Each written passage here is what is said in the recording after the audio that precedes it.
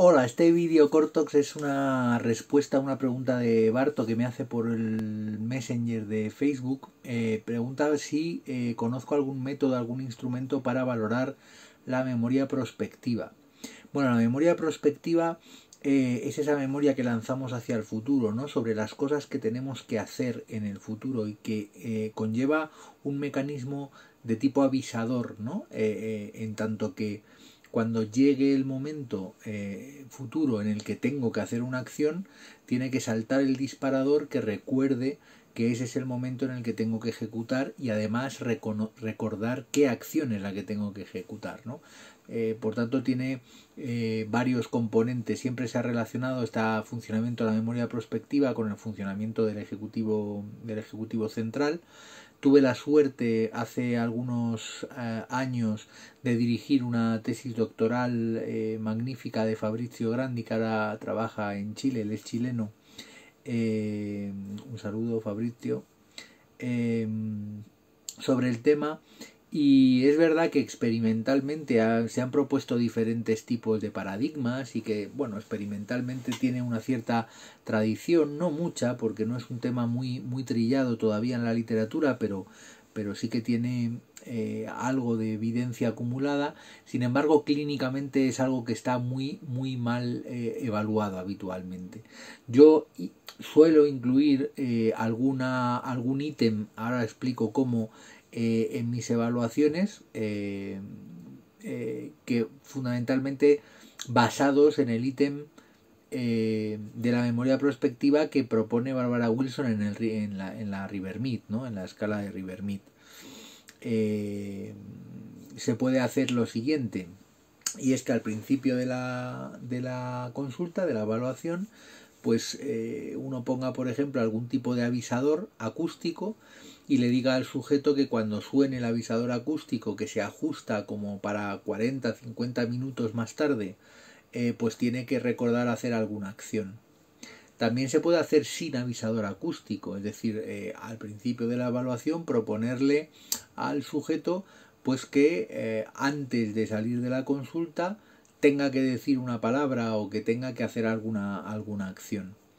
A este respecto tengo una anécdota que es una de mis anécdotas favoritas que siempre cuento, y es que hace algunos años utilizamos este ítem, ahora explico exactamente cómo, en una investigación con adictos, personas con adicción en tratamiento, ¿no? Adicción a sustancias en tratamiento.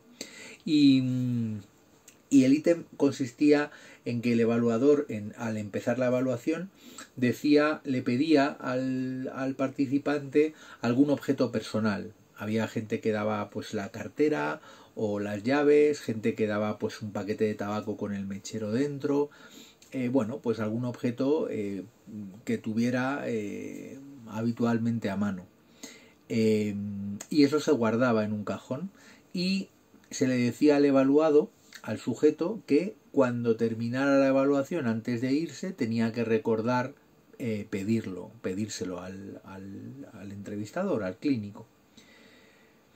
Bueno, pues lo que pasó al cabo de unas cuantas sesiones, me parece que había 3 o 4 evaluadores evaluando simultáneamente 4 o 5 personas al día, pues al cabo de pues un buen número de sujetos, pues tenemos una reunión. Yo entonces era el coordinador de ese grupo de neuropsicólogos, y me empiezan a decir que están empezando a acumular cosas en los cajones. Y digo, ¿pero cómo qué cosas? Bueno, pues abrimos los cajones y resulta que ahí había llaves, carteras, había mecheros, había paquetes de tabaco de pacientes, de usuarios del centro donde estábamos haciendo la investigación, que no habían sido devueltos. Y claro, yo decía, pero ¿y cómo no se los devolvéis? Y me decían, es que a nosotros también se nos ha olvidado.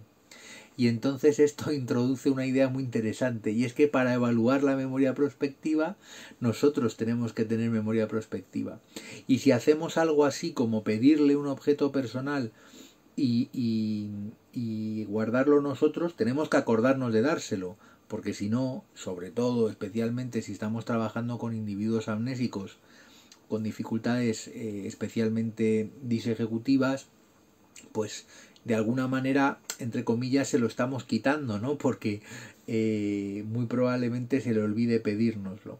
Y si en lugar de pedirle un objeto, lo que hacemos es decirle que nos diga algo, una palabra, un no sé qué, nosotros también tenemos que estar pendientes de anotar si nos lo ha dicho o no nos lo ha dicho, porque también es nuestra memoria prospectiva la que está en juego. Entonces, bueno, creo que con esto queda un poco respondido. Yo creo que la única cosa que podemos hacer en la hora que dura nuestra evaluación, o hora y poco, es algo que dure eso, ¿no? Que dure esa hora y poco. Otra cosa es que yo pueda valorar porque sepa que voy a volver a evaluar a mi paciente, por ejemplo, hoy es viernes, pues el viernes que viene.